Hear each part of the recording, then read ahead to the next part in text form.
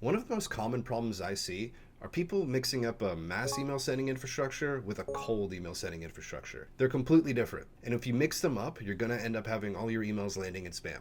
In this video, I'm going to go over what type of setup that you need to send mass emails, so like newsletters, transactional emails, and then what type of setup you're going to need for cold emails. So that would be like B2B outbound sales emails.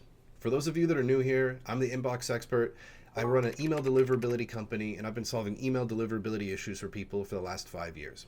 One of the most common issues I find are people that mix up their setups and they send mass email from cold and cold email from mass. So today, we're going to get into it. The core difference here really comes down to who you're sending the emails to.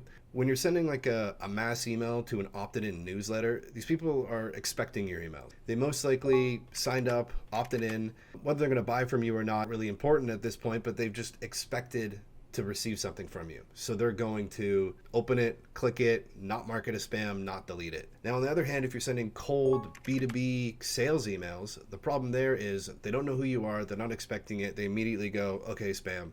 So they're gonna mark it as spam, delete the email, maybe they'll just even ignore it entirely, and that's gonna ruin your deliverability. And that's why two different infrastructures are gonna be needed when you're sending these types of different emails. I'm going to start by explaining a mass email infrastructure setup. So this is going to be typically a single domain type of setup.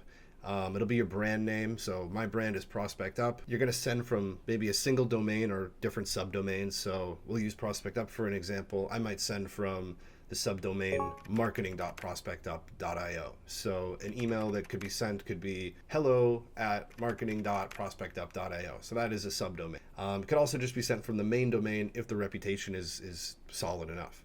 Now, type of tools that you'd use for this would be like a Klaviyo, SendGrid, Zendex, HubSpot, Brevo. You guys get the picture. The reason that these are going to be successful and why you can send mass emails with them is because the audience is going to be opted in. So as you're sending the emails out, you're sending it to people that are expecting it. They're going to be either responding to you, opening it, engaging with it, and it's going to be improving your reputation.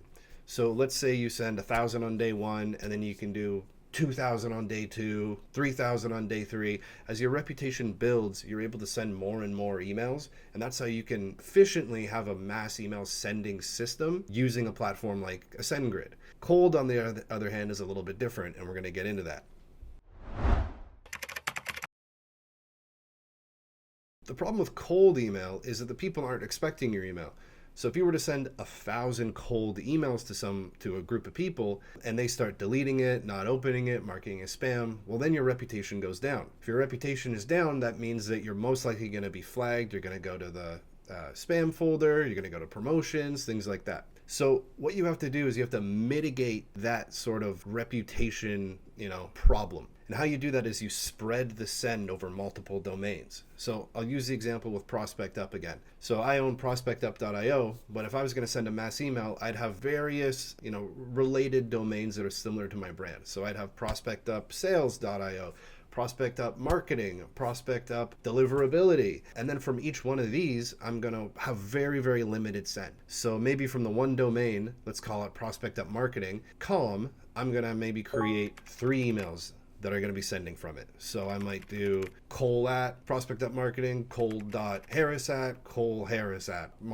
prospect.marketing.com. With those 3 emails, I really only want to send about 15 to 30 emails each per domain, which kind of comes at the max capacity about 90 per domain. Now, problem here obviously is scaling, and you have to weigh the pros and cons of, do you want to have, better deliverability and a ton of emails, or do you want to kind of risk it more and reduce your costs and have less email? I always lean to more emails, better deliverability, kind of eat the cost, because eventually the whole purpose of this is to get into the inbox. Most common tools for this would be Instantly, SmartLead, Lemlist, Apollo. They all have the ability to send cold emails en masse through various email addresses and domains. And the purpose of this is you're going to be mitigating the amount of risk that comes from sending your cold emails. So let's say in this example with prospect up marketing, let's say those emails end up going to the spam folder. Well, what I can do is one, just turn off my cold sending, add it to a warm up tool, and then help the deliverability go up on its own, the reputation, and then add it back in a week or two. Or if I wanted to, I could just trash the whole thing. It's not going to affect much because I already have dozens of domains and dozens of emails. So it's really not going to affect my business as a whole.